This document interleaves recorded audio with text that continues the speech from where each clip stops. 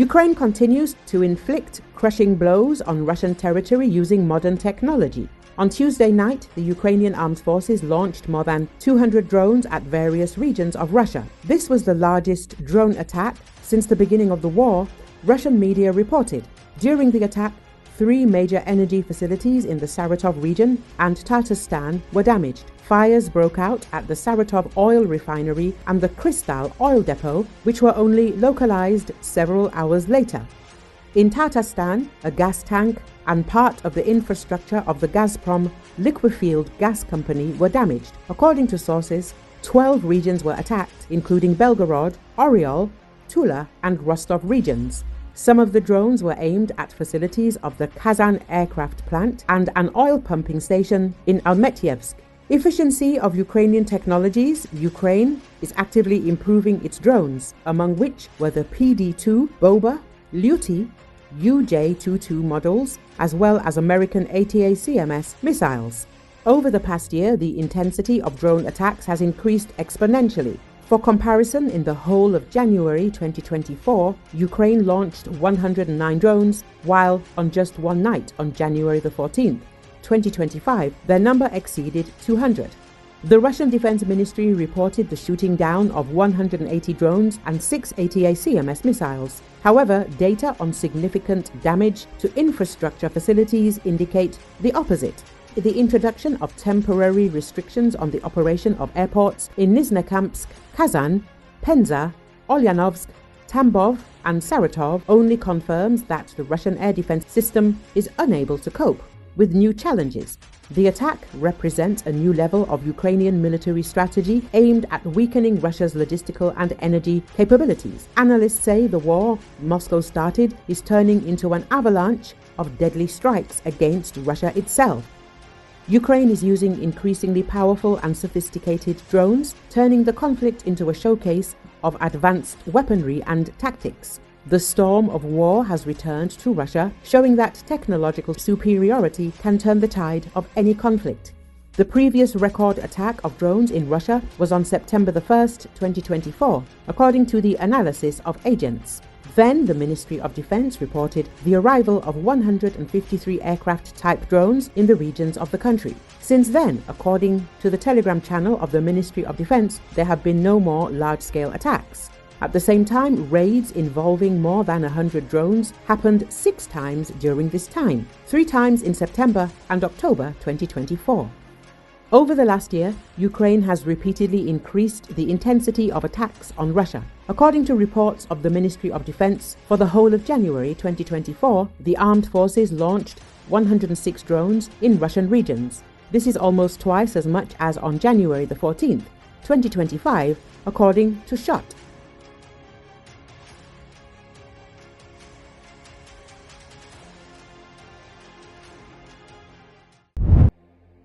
Ukrainian President Volodymyr Zelensky said on Wednesday that the whole world is waiting for the inauguration of Donald Trump as U.S. president because the United States is a strategic partner in global stability. Zelensky made the comment during a joint news briefing with Polish Prime Minister Donald Tusk.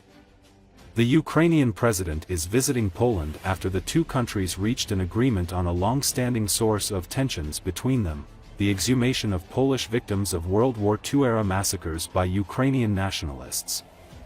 Poland has been one of Ukraine's most stalwart supporters since Russia's full-scale invasion nearly 3 years ago.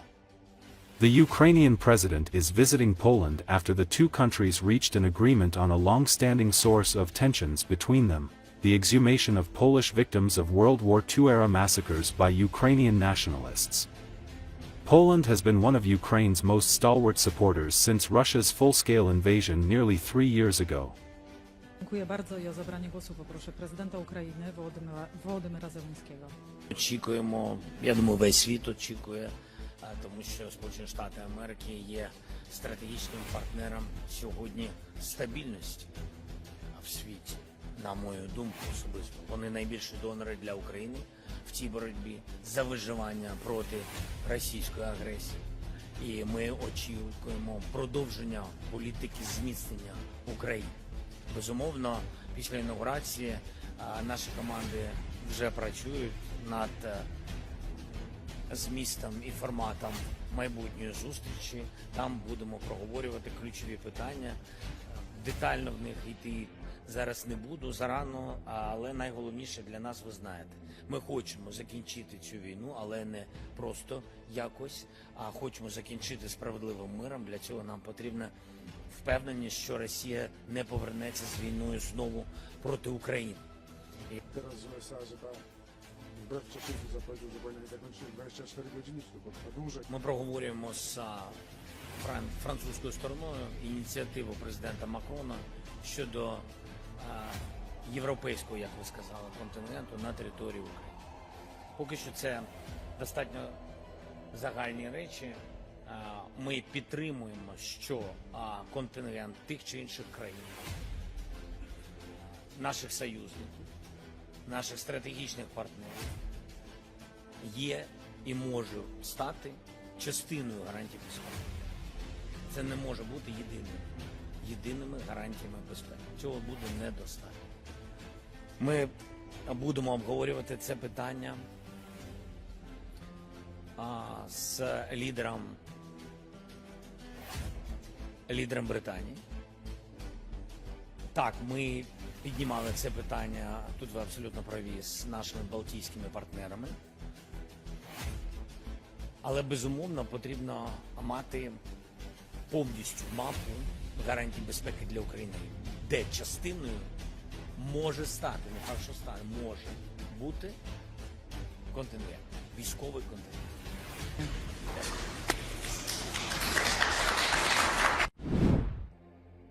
German Defense Minister Boris Pistorius met Ukrainian President Volodymyr Zelensky in Kiev on Tuesday. He traveled to the Ukrainian capital on an unannounced visit following a meeting in Warsaw on Monday with his counterparts from France, the United Kingdom, Italy, and Poland. Germany and the 4 other countries are Europe's 5 top military spenders. During the meeting with Zelensky, Pistorius said that regardless which government will take over after the 23rd of February, the support of Germany for Ukraine will stay reliable, steadfast, and committed and vigorous. He mentioned the new RCH-155 wheeled howitzers Ukraine will receive as part of Germany's military aid, the first of which was ceremonially handed over on Monday. Pistorius also said he was optimistic an additional €3 billion financial aid package for Ukraine will be approved despite being met with initial opposition from German Chancellor Olaf Scholz. Earlier, Pistorius told German news agency DPA that his visit to Kiev aims to underscore Germany's strong support for Ukraine at a time when US President-elect Donald Trump's term beginning next week looks set to bring deep changes to Washington's policy on the war.